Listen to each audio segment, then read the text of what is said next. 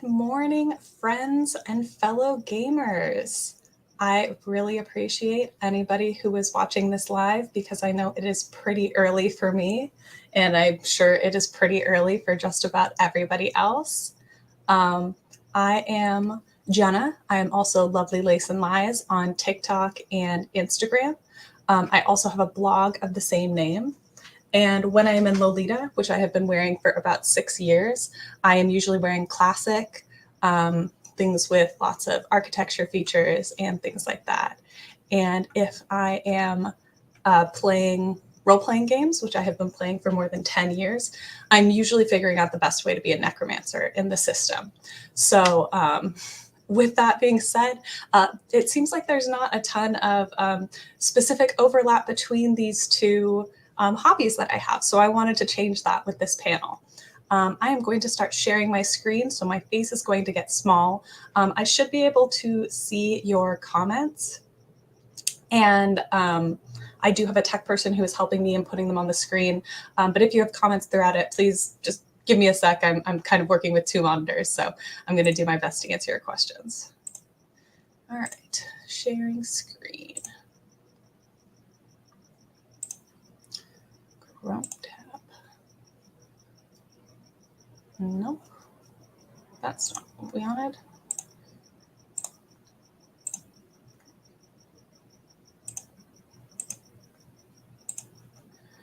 Okay. Hopefully. Nope, this is not what we wanted either. Sorry, I have only 2 windows open and I'm still managing to not find the thing that I'm looking for. Let's try this.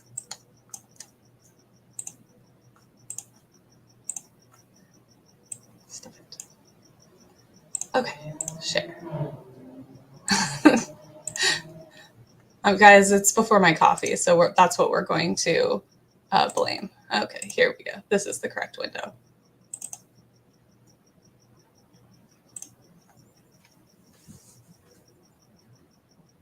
All right. So, Roll for Initiative, Intro to Tabletop Role-Playing Games for J-Fashion Fans with Jenna. That's me. So, really brief overview of what this is going to talk about. I'm going to introduce what tabletop role-playing games are, some of the terminology that we use when we're talking about this game. I'm going to talk about what playing the game and running the game looks like for both players and dungeon masters or game masters. I have some specific games to try and some modules to try and some settings to try that I think if you're into J-Fashion, you might enjoy. And I'm also going to give you some resources for playing that are helpful, whether you're playing or running the game.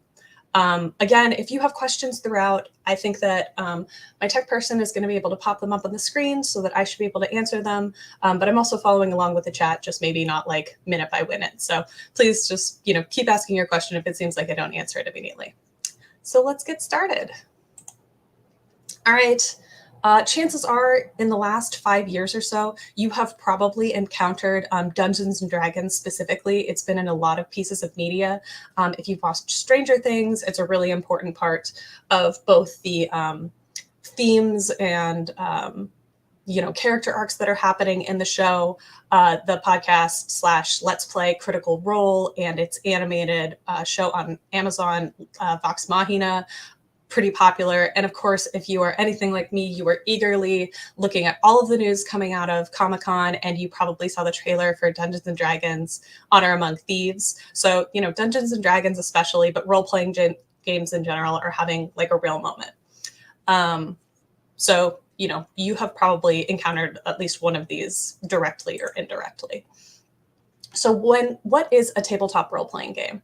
It is a collective storytelling game where players work together to overcome obstacles, solve puzzles, defeat enemies, and explore the game world through personal stats, randomized elements, and interpersonal roleplay. This is a lot of terminology, and I promise we're going to make this make sense. But essentially, you are going to be playing pretend with your friends, using stats that you've come up with, randomized numbers, usually through dice rolls, and using your own brain to solve puzzles.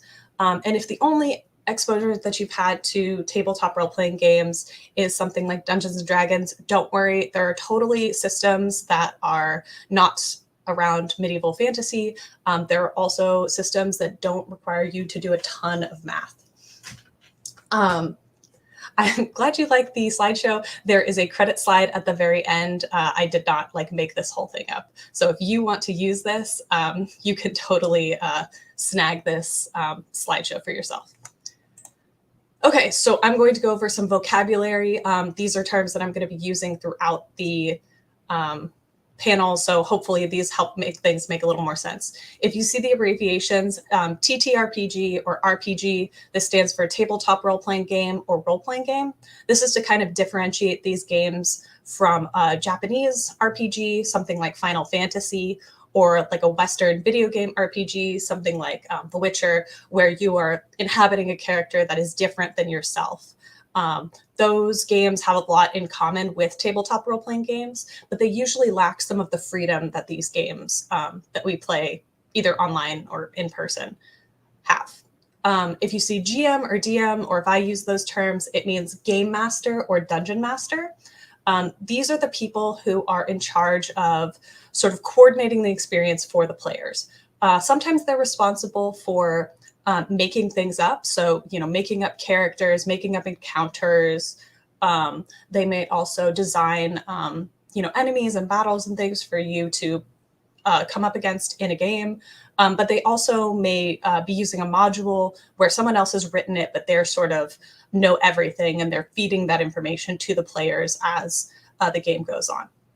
Not all systems use a dungeon master or game master, and there are solo RPGs. It's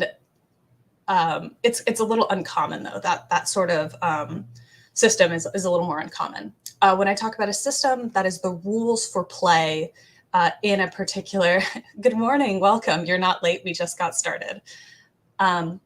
That is the rules for play for a particular game system. So if I'm talking about Dungeons and Dragons, that is a system. It has a set of rules that we're following whenever we play the game. If I'm talking about a player, that is the human being sitting across from you or, across the screen from you at the table. The player will be inhabiting a character, which is a fictional person that they have come up with to play the game with. So players control characters generally.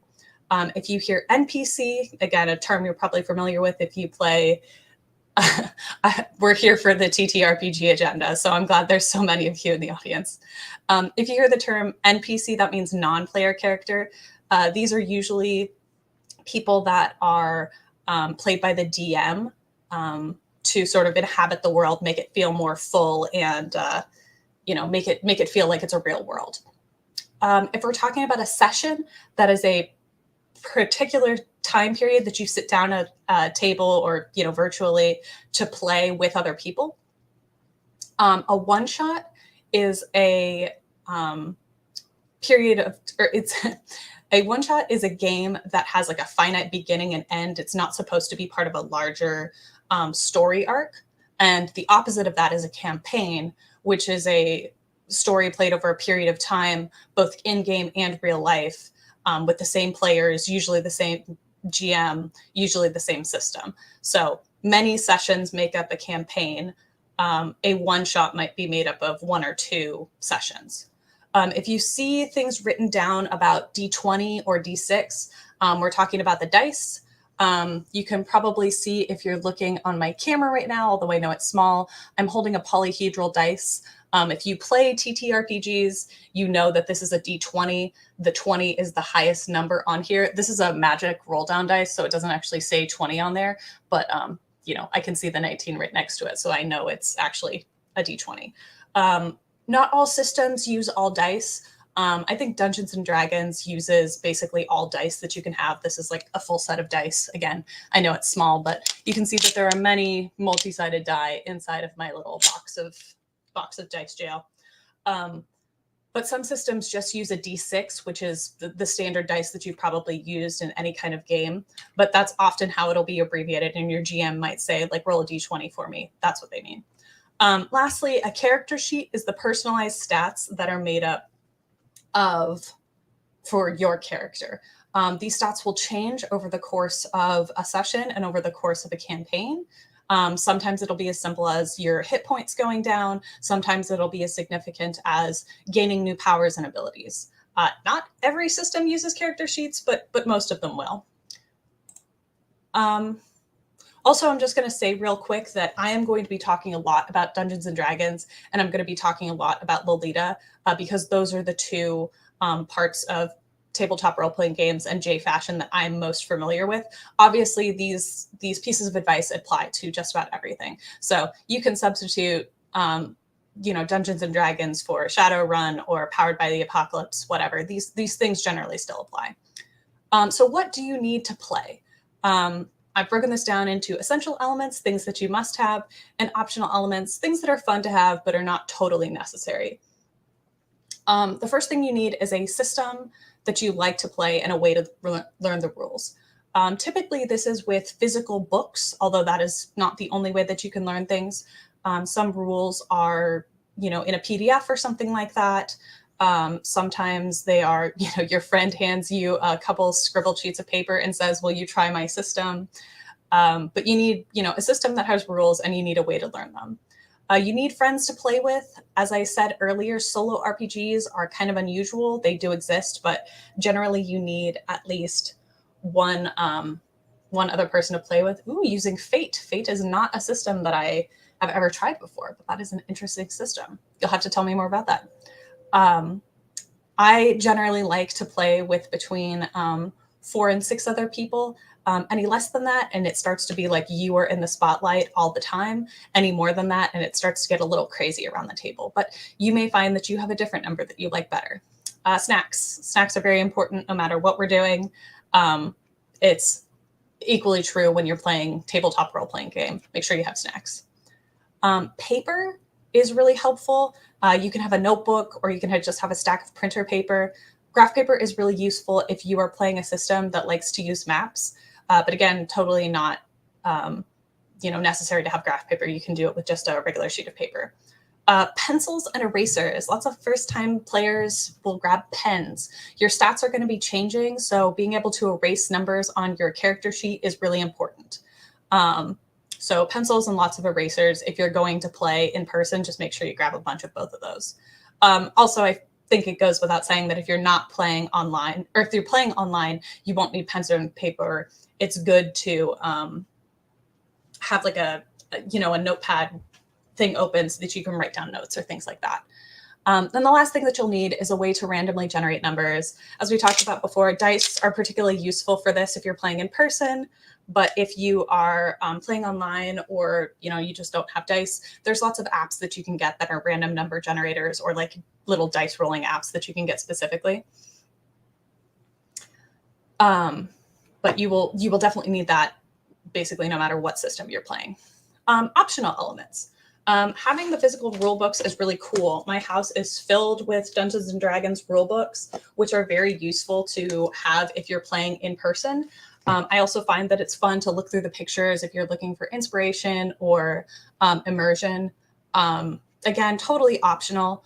Just the same way that we like to support the brands that make the clothes that we wear, it's a good idea to support the brands that you like playing the games of, so that they keep making those games. I'm not super worried about Wizards of the Coast going under, but I do have a lot of their books. But especially for like indie game systems, like make sure you're supporting them by buying their PDFs or buying their physical books. Wet erase mats for maps. Again, you can totally just draw your maps on a paper. Graph paper is specifically helpful just because you can count out the squares and make sure that you're doing your maps to scale.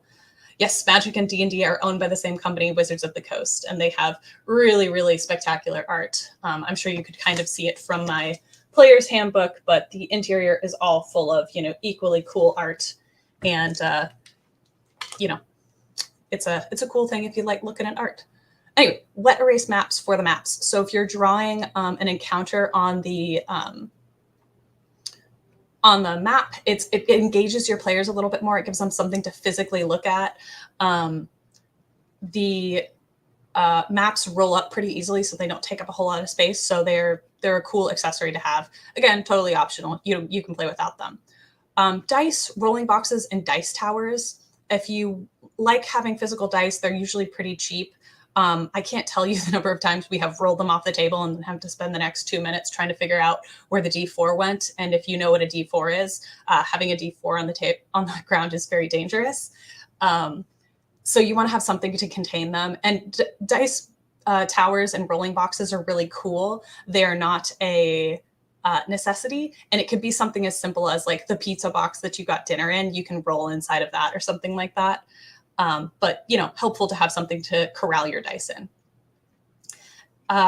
Note cards or commercially printed spell cards or abilities. If you like playing spellcasters, you will probably have a lot of spells that you have to keep track of.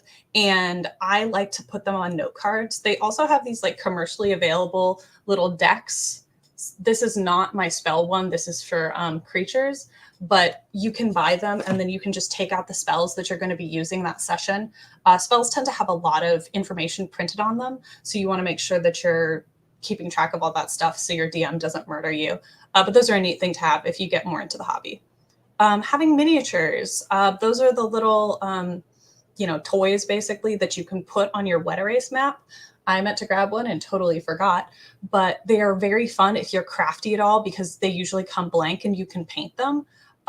They're, again, totally optional, but they're a really fun way to sort of grab your player's attention. Nothing's more exciting than when your DM rolls out the wet erase map and you get to pick your miniature.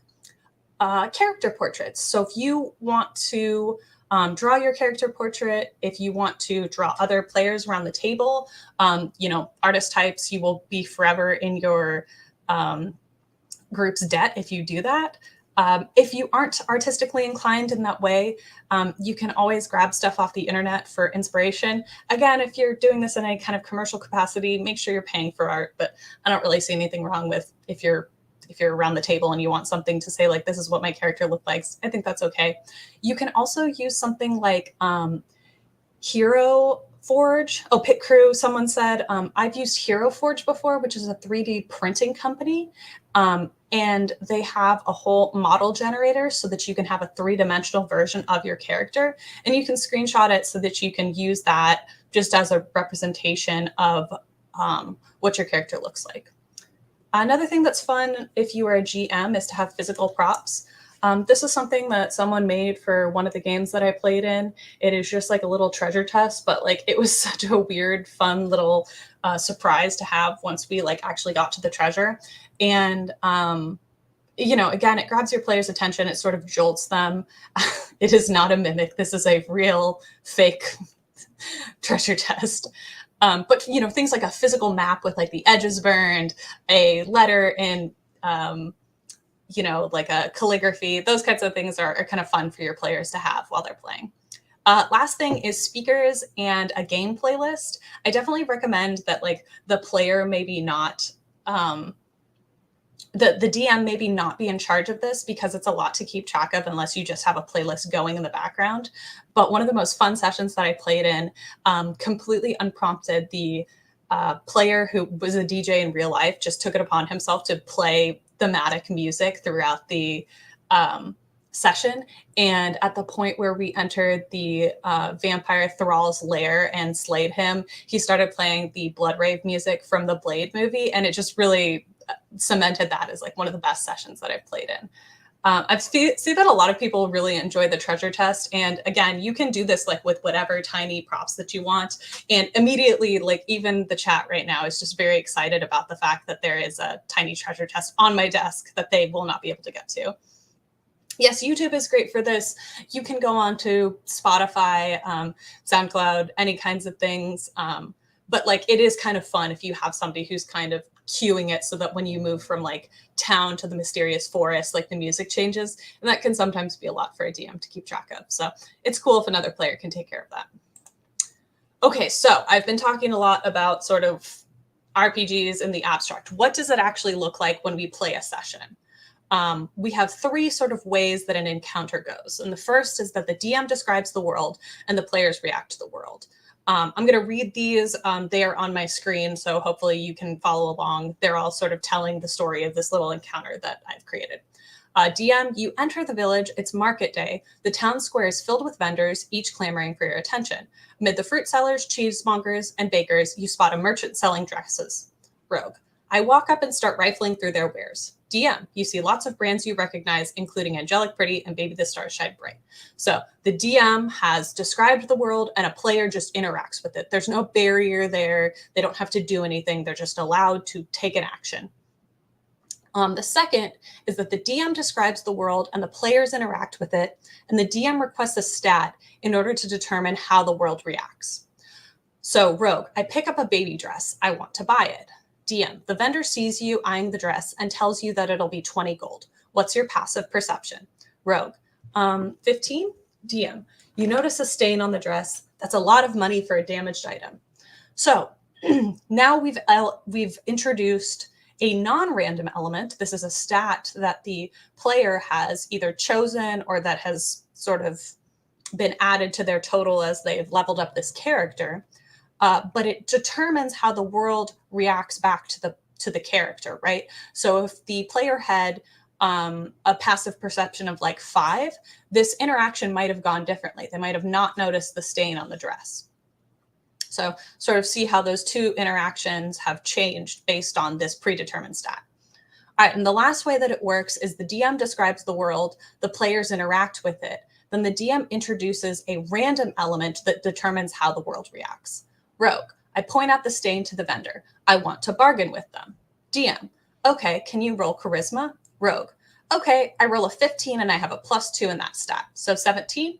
DM, the vendor is apologetic. They just got that dress in this morning and they didn't have a chance to look it over closely. They offer you 10 gold. That's a pretty good deal, even with the stain. Rogue, I'll take it. So once again, we have this stat that allows the player to influence the situation, but there's a random element, right? So the rogue rolled a 15 on that polyhedral d20 dice.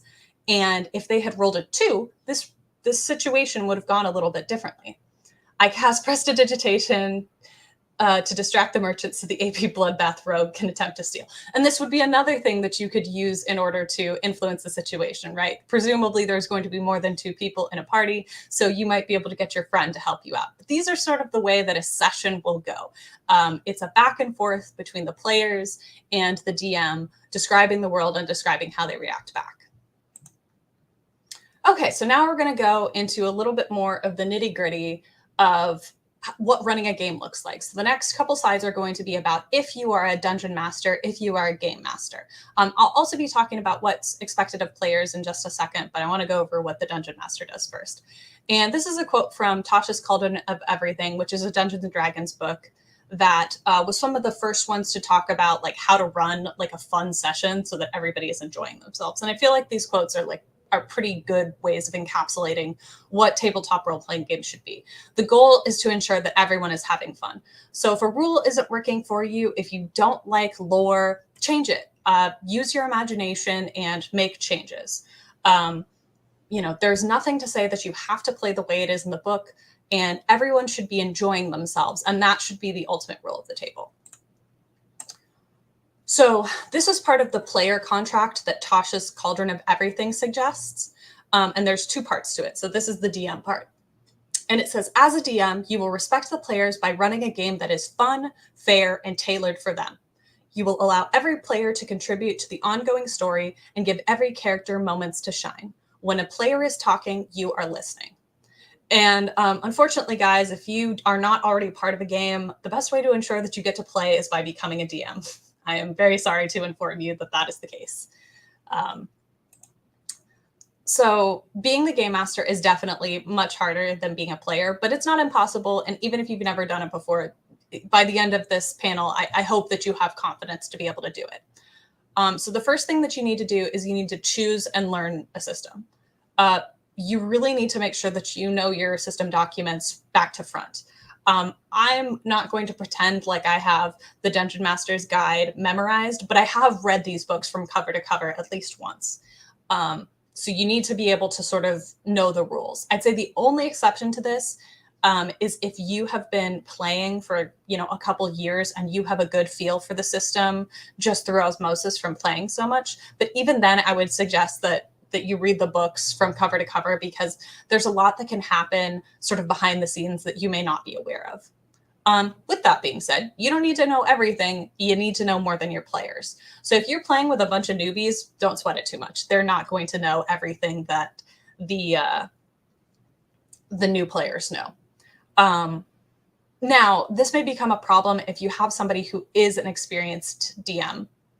And you may have to take them aside and say, like, look, I want to run a game that is fun for everyone. And I'd like you to give me some leeway so that I can run the game in my way.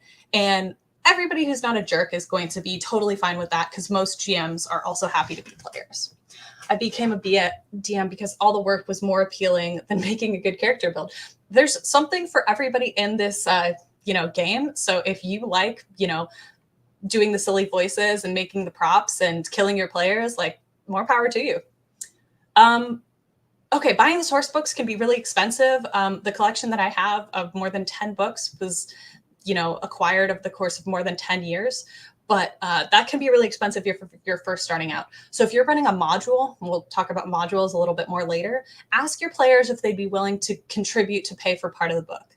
My partner is currently running a module for the Dungeons & Dragons setting called Descent into Avernus, and he asked his players if they'd be willing to chip in. I think there was 5 of them, so it ended up not being too much, but it would have been like a $45 book if he'd had to buy it himself. So don't be afraid to tell your players, like, would you mind helping me subsidize this? Because it shouldn't fall just on the DM to do that.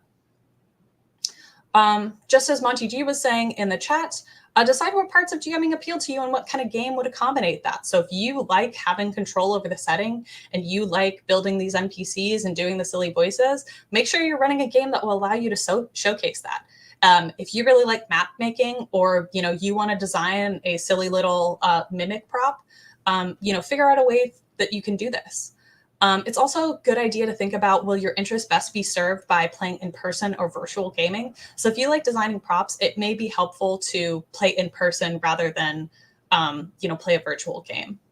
Next thing you need to do is recruiting players. I can basically promise that in this day and age, if you tell people among your friends, like, I'm looking to play D&D, you are going to have a lot of people lining up.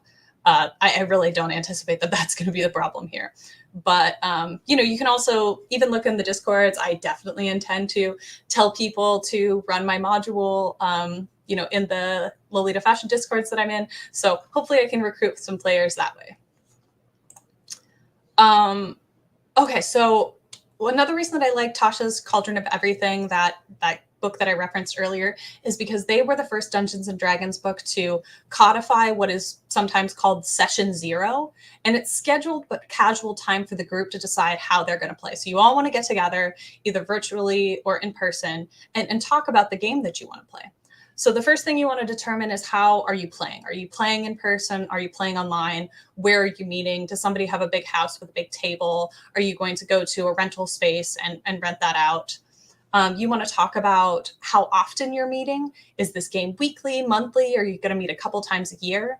What kind of system are you running? I'd say that if you're the GM, you definitely have a little bit more say over what kind of system you're running.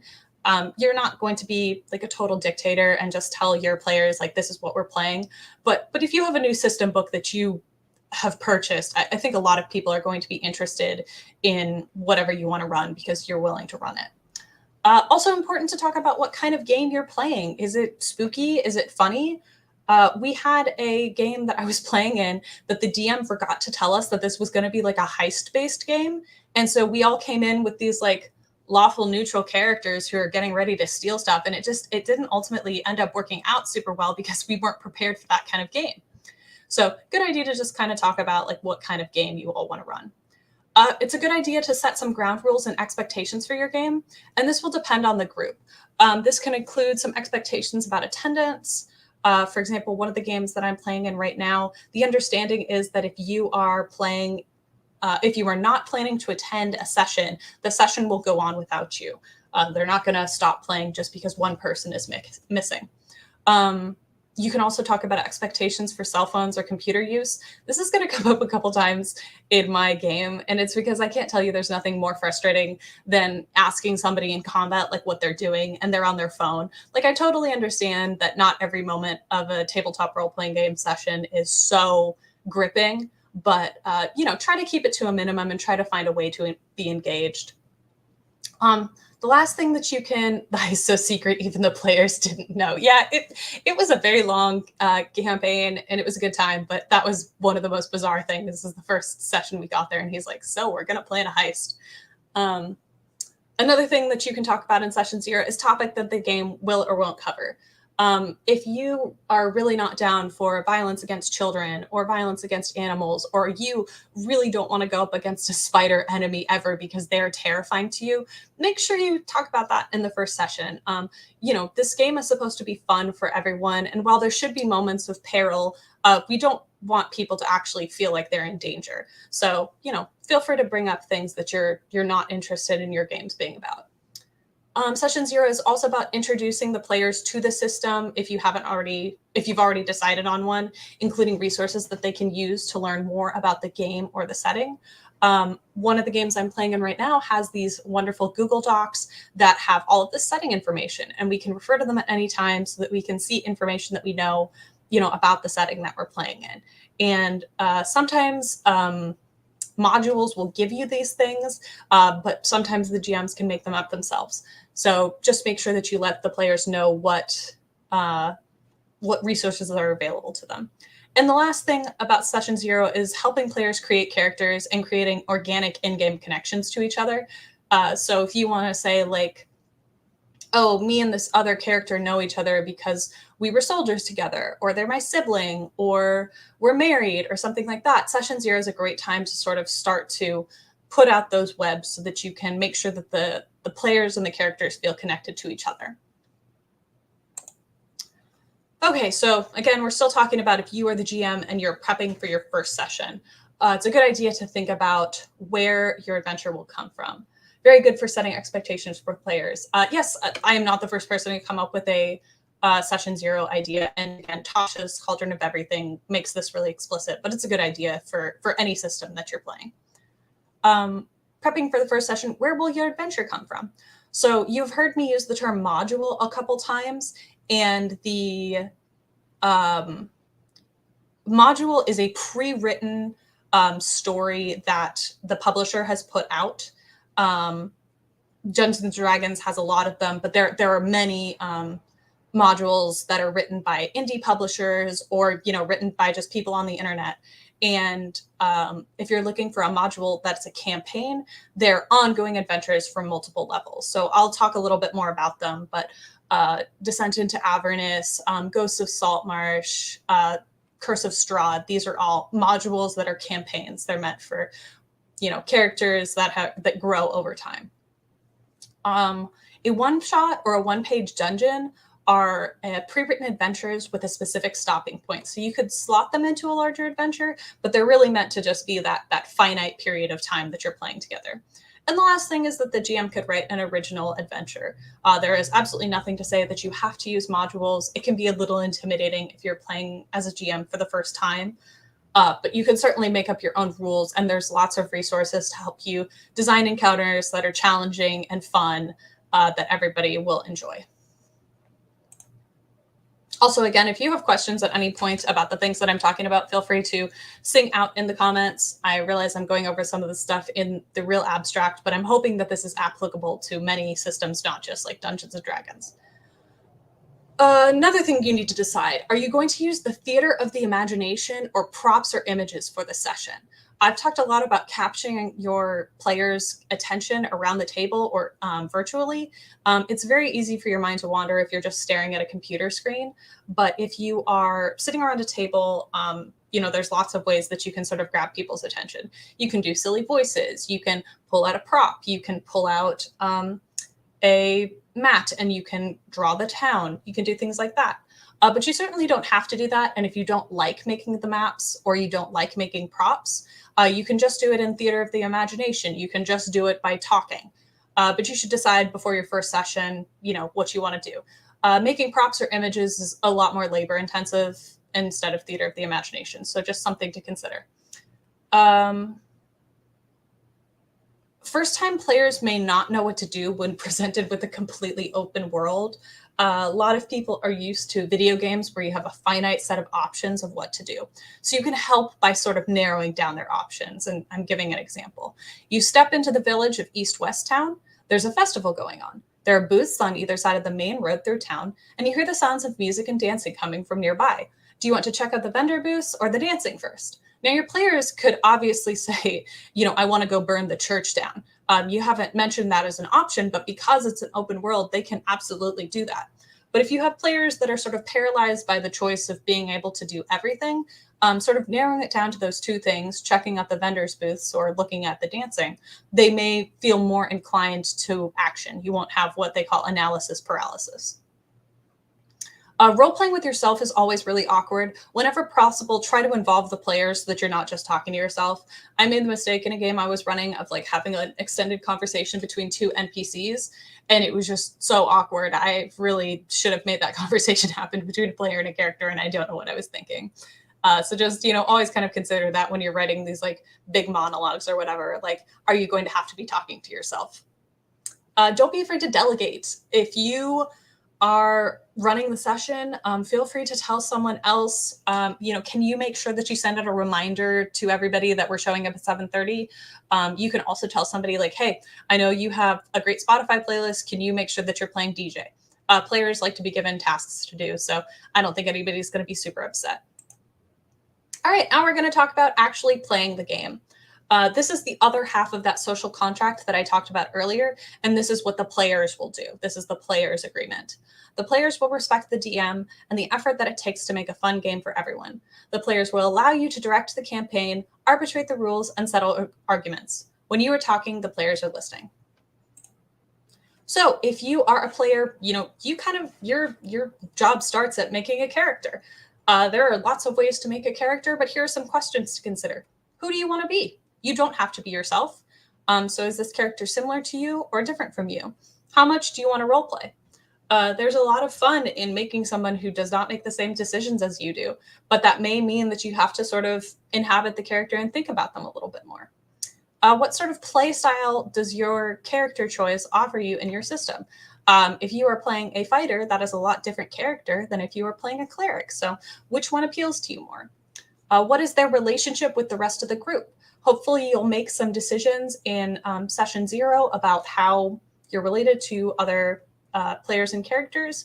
But, a good thing to consider just when you're making this character, how might they fit in? Tips for making characters. Don't be a lone wolf, seriously. I don't mean that your character has to be friends with everybody in the group. That's boring. What I do mean is your character's decision every time cannot be, I'm going to go off on my own. Splitting up the party is a thing that will happen from time to time, but it's really hard on the DM to sort of balance those two different scenarios. So if that is what you're doing every session, if I were your DM, I would take you aside and say, look, I totally respect that you don't want to be a team player, that your character doesn't want to be a team player, but I need you to figure out a way to do that is not so disruptive to the campaign, that is so disruptive to the session. So figure out a way that you can do that in an interesting way. If you kind of think about Geralt in The Witcher or Batman, both of those guys are not people who play on teams, right? But in spite of that, they will have allies that they team up with, and their prickliness comes through in other ways. It's not just them running off all the time. If you really can't think of a character that just doesn't come naturally to you, try picking a fictional character that you write, that you like, and role play them. You won't get it perfect, and that will help you make an original character. My partner is currently playing Indiana Jones's dad from The Last Crusade, complete with a bad Sean Connery accent. He is not getting it right, but that is making an original character for him that's really fun. Biggest mistake I made was allowing a player whose character would want to fight or sleep with anything that moved, always splitting the party. Yeah, it's difficult to keep track of, two separate things. And it might not seem like it to the players, but that's a lot to keep track of in your head. So, you can do this with any kind of fictional character that you like. And and being considerate to other players. Yes, that's part of the player contract, right? The players will respect each other too. Okay, so if you are a player during session, what are some good things for you to be doing? Offer to help with things like hosting, bringing snacks. The GM has enough to do. You'll notice I say this a lot. It's just the GM has a lot to do. And if you can do something like, host the thing at your house or remember to order the pizza, that's one less thing that the GM has to do. You can always play an evil character without being an asshole. That's absolutely true. I really love playing, characters that are morally ambiguous, maybe not evil, but you don't have to be a jerk to everybody. Keep phone use to a minimum. I'd say that for spellcasters and other characters that have to look stuff up in the system a lot, having a laptop or your phone handy is a good thing. But just, try not to be on Instagram or TikTok the whole time. Your GM, there's nothing more frustrating as a GM than looking out over the table and not seeing a sea of faces. But to that end, find a way to stay engaged. So that might mean you're interacting with the GM with role play. You could take notes, or you could be doodling the characters. I think that all of these things are really good ways to stay engaged without just staring somebody in the face.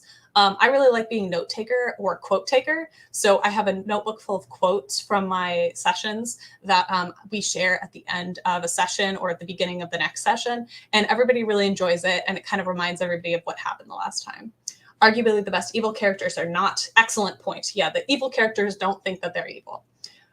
Evil characters who will do evil deeds always protect the party as chef's kiss. Yes, agreed.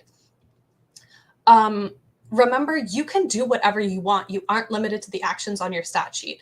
I find that new players often sort of interact with the world based on what it says on their stat sheet. But like I said, a few slides ago, if you walk into town and your GM tells you, right, you're here to, find the princess and rescue her. If you want to, burn down this merchant store, you can totally do that. Just remember that your actions will have consequences.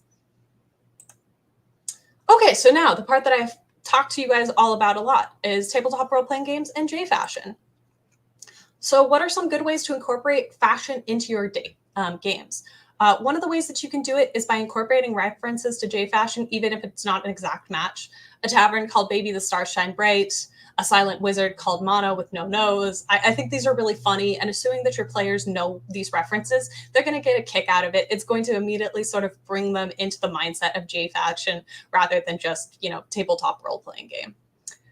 Make fashion an important part of your setting. Wearing the right kind of clothes or brands will help your players gain enemies or make allies or make enemies. If you guys have played the JRPG, The World Ends With You, it's a very fashion-focused game, and the combat system rewards you if you're wearing the right clothes in the right parts of town. I think their system is a little bit convoluted, but you can do the same thing in your game. You can use enchanted clothes as loot and rewards. It could be as simple as something like a circlet that, gives you +1 intelligence or something like that. Or it can be as cool as a custom dress that, makes you invisible and sparkle like stars. Encourage your players to make coordinates for their characters and then use that against them. Instead of stealing their weapons, enemies steal their coveted dresses. Yes, takes your iron gate, the petticoat of holding, runs away. There's a lot of focus on weapons in Dungeons and Dragons, but there's nothing to say that you can't sort of flip that and make that into something that's more fashion focused. Obviously, this will also depend on your audience too. I wouldn't run this for my non-J-fashion-y friends, but I think if I were running something for my Usakuga familiar, I hadn't even thought of that. That's such a cute idea. I really love that. Mr. Giannis a Lich. Yes, definitely something that I've considered. So that was sort of incorporating J-fashion into your games, but if you want to incorporate your games into fashion, run a one-shot for your community. I would say you should do limited slots, but you can do multiple sessions for different people, so you can reuse the same adventure and just ask your players not to spoil it for other groups. Consider running it on Discord or Roll20 if it's impractical to run it in person. I know that it can be hard to find a place big enough to hold full J-fashion meets, but I think groups of like 5 or 6 would be more doable in a house, but it may be easier for everybody to meet if they can meet online. I'll also talk a little bit about running stuff on Discord and Roll20 in a little bit. I would say allot 4 to 6 hours of time for any session. Any longer than that, and people start to get antsy. Any less than that, and you're not going to get very much done. Again, just delegate. Have someone else do things like get snacks or send out event reminders. I would allow 30 minutes to an hour of socializing or for latecomers before you plan to start. That's true for just about any game that I've played in that you probably don't get started exactly when you think. And if you have newbies who have never played before, offer pre-made character sheets.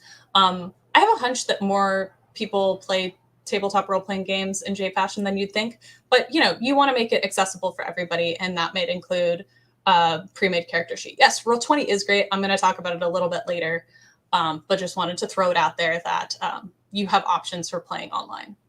My spouse rarely plays, but when they do, it's sometimes for a day straight, and it scares me. I've never done something like that, and it scares me a little bit too, but more power to them if that's the way they enjoy playing. Okay, so here are some games that I am going to recommend that you try if you like different kinds of J-Fashion. Biggest one, I can't recommend Dungeons & Dragons 5th edition enough. I think it's great for things like Lolita, Mori K, Natural K, Dolly K, Gothic, OG, and Aristocrat. If you want medieval castles with fashion, it's there. If you want liches and vampires, it's there. If you want adorable animals, it's there. If you want weird fey creatures, Dungeons & Dragons has it. There are tons of resources, both official and unofficial, for this game. It is going to be a super accessible system simply because there is so much content. These are cool limited edition versions of the Dungeon Master's Guide, the Player's Handbook, and the Monster Manual, because if you thought that Lolita was unique in having exclusive releases, you thought wrong. I think these are all really cool, and you basically can no longer get your hands on them. Anyway, Dungeons & Dragons I could talk a lot more about. Hopefully, this panel has piqued your interest enough that you'll at least look into it, but that's probably the setting that I would recommend the most. But if, for whatever reason, Dungeons & Dragons, you've tried it, you don't like it, here are some other games that you might not have tried before. There's a whole sort of system called Powered by the Apocalypse. They're not all about the apocalypse. That's just sort of the first game was called that. These are rules light, although not completely rule-free. The settings of each of these differs a little bit, and so depending on what you like, you might try different ones. The ones that I have recommended are Monster Hearts, which is a little bit like Monster High meets Mean Girls. You are all monsters dealing with high school problems, and it's a very interesting system to try. Monster of the Week is kind of like Scooby-Doo, Supernatural, Buffy the Vampire Slayer. Not one that I've played, but generally people kind of like that one. Glitter Hearts is also not one I've played. It is like a magical girl, though you do not have to be a girl. It is a magical person RPG with magical transformation sequences and stuff like that. X-Files is another good example for Monster of the Week. It's supernatural investigation, episodic stories. And Thirsty Sword Lesbians is another game that I haven't played before, but it won a bunch of awards last year or the year before. And it is like explicitly queer stories, and it is like queer heroes. So I know that is definitely a way to, sorry, something fell behind me.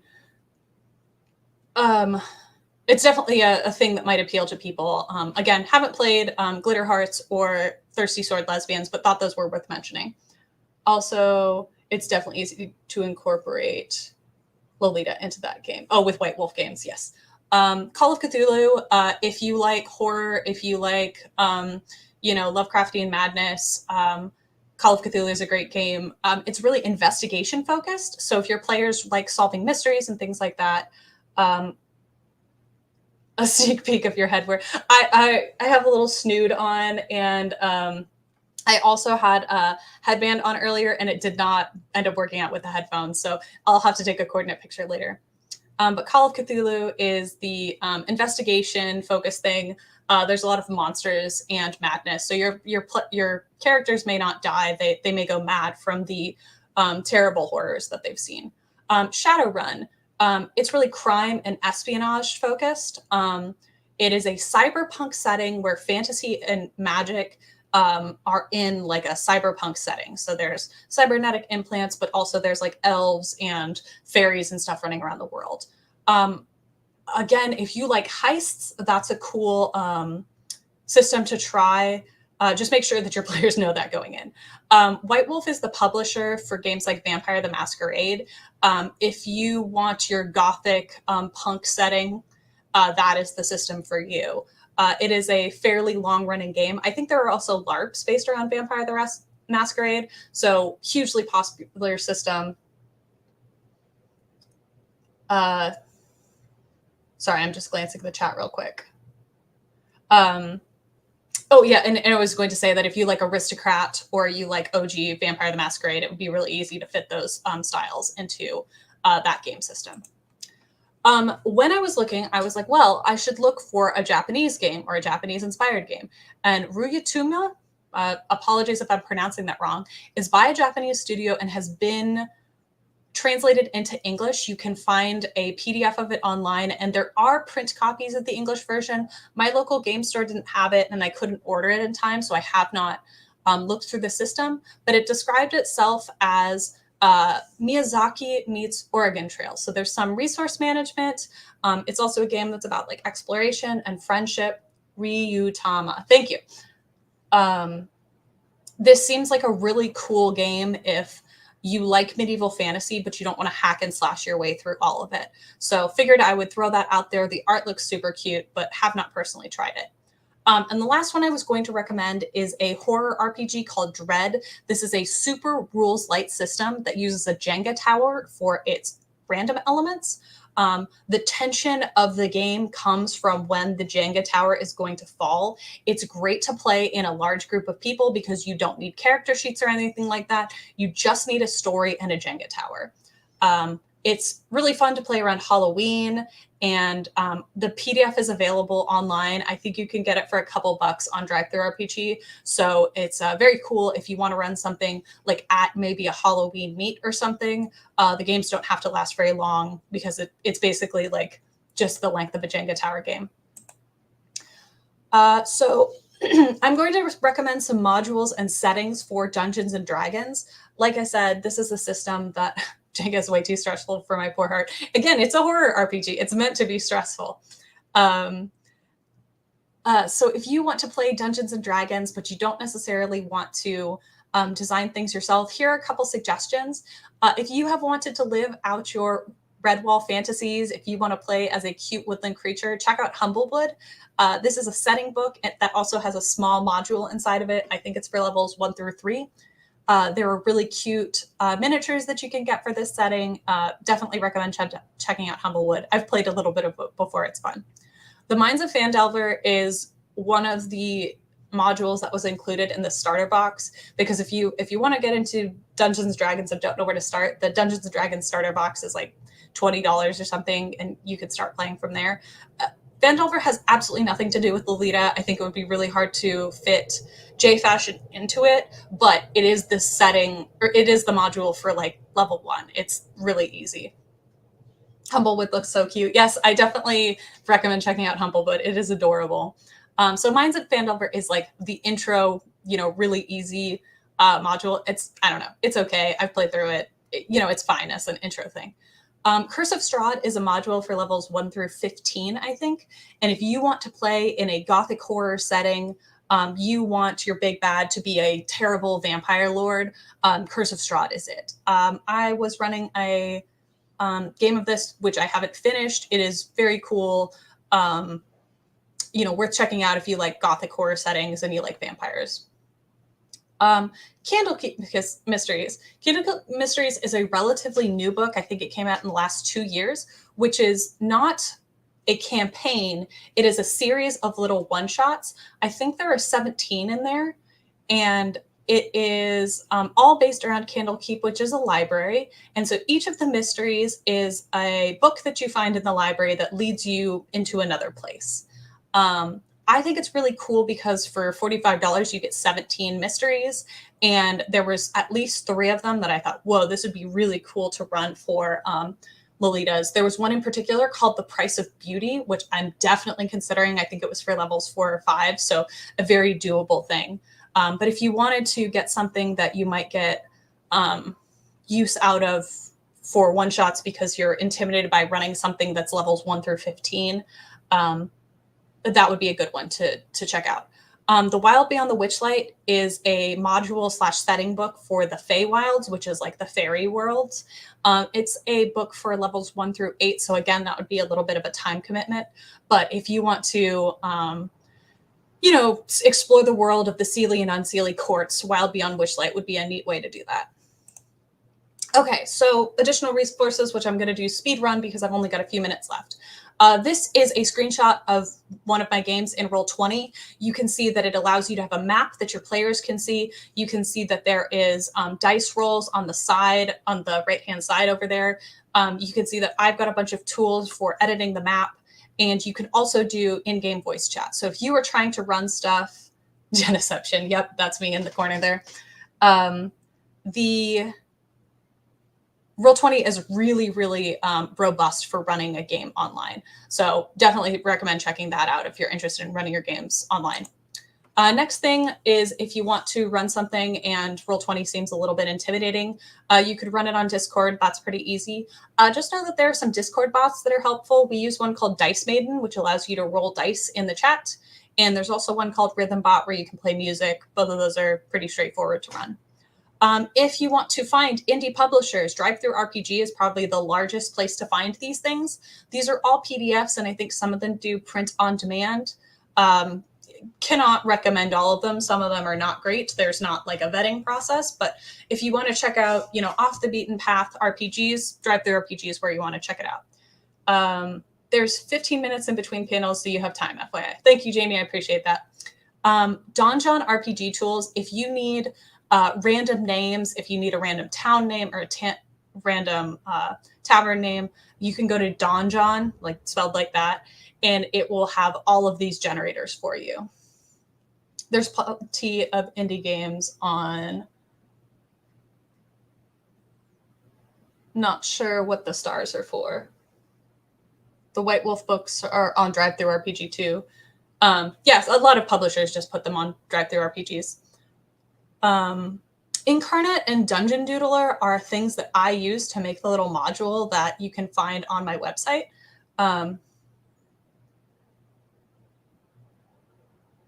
Incarnate is for making like world maps, and Dungeon Doodler is for doing like little dungeon rooms and stuff like that. Oh, Itch.io. Yes, Itch.io is a website that has games and also like tabletop RPG PDFs. Yeah, you can find stuff there too. So those are 2 places that you could draw maps. Dawn of Worlds is an RPG that you can play together in like session 0 or its own session to design a world together. So if you anticipate that you and your players are going to be playing in a campaign for a long time, it might be helpful for you guys to all know the lore of the setting. And it can get a little silly. There may be like floating islands that no one can access except if they wish upon a star or something like that. But it can also be a really cool way to build lore together. Another cool way to build a world together is the game Icarus. You will design a civilization and then have it fall. It's a storytelling game, so not everybody's going to be into it, but I played it with some friends and I thought it was a cool way that you could like design an RPG setting. The Monsters Know What They're Doing is a book and a blog that helps you think about how to design monster encounters, because a lot of Dungeons and Dragons monsters are intelligent, or at least they have goals that are explicit in the rules, but it doesn't really tell you how to make them think about how to run them. So the Monsters Know What They're Doing sort of says like, okay, if you are a dryad or something like that, like what what goals do you have? Like, are you going to fight until the death, or is there some point at which you're going to run away? Is there self-preservation? Is it just mindless hunger? Like, what is your goals? And the last one that I was going to recommend is the image that I have on screen, which is the Dungeons & Dragons Heroes Feast. It's the official D&D cookbook. It is not the most complicated or creative cookbook, but I thought if you were going to be running something for your community, it might be fun to suggest that people look at that to sort of get in the mood for it. Yes, I actually thought that it would be cute if any of the people who are running it this weekend would cook stuff out of there. All right, that is the end of my presentation. I know some of you really liked the slides that I was using, so you can see the credits are there on the bottom of the screen. I know that Jamie already dropped my Instagram and TikTok into the chat, and my blog also has a module that I have created for all of you guys. It is for levels 1 in Dungeons & Dragons. There are pre-made character sheets so that you guys can play with your own community. And it is all themed around Lolita fashion. So you are going to see some references to some people and some brands that you know in the module. I really welcome feedback. So if you guys play it or you just read through it, I'd love to hear what you guys think of it. I'm yoinking the module and saving it for a rainy day. Yes, I'm so glad to hear that. If you guys have any questions, I'm happy to answer them now. And if you guys don't have any questions, I would love to just throw out, like, what is your character that you've enjoyed playing the most? Or since you have, now become experts in Dungeons & Dragons and tabletop RPGs, what kind of characters sound fun to play in the future? So yeah, that is my question to you guys, is your favorite character that you've played in a game, or what character would you like to play? I always love being evil because I'm so not evil IRL. Jamie, I think you and I are both playing necromancers all the time. I'm just figuring out the best way to do that in any system that I'm playing in. Spoiler, in Dungeons & Dragons, it's being a cleric. If you want to stick around, I believe that the next panel is Fluffy Kawaii Joe's Build a Coordinate with me at it's 8 o'clock for me. It's 7 o'clock Mountain Time. And make sure that you stick around all weekend and check out all of the vendors. And make sure that if you liked this panel, if you watched it, please give feedback. I know that they're looking for feedback. And also make sure that you support the charity drawing. I believe you still have until tomorrow to enter. Lots of amazing vendors and panelists. Yes. I know I'm going to definitely check out just below the knees little potion things. Thank you so much for hosting this panel. Thank you so much for keeping this chat alive. I really appreciate it. This was early in the morning for me, so I appreciate you guys all sticking with me. All right, well, it looks like there is no questions, so I am going to have my coffee. I hope you guys have a wonderful rest of your weekend in Rose Foray's Fantasy Foray. Let's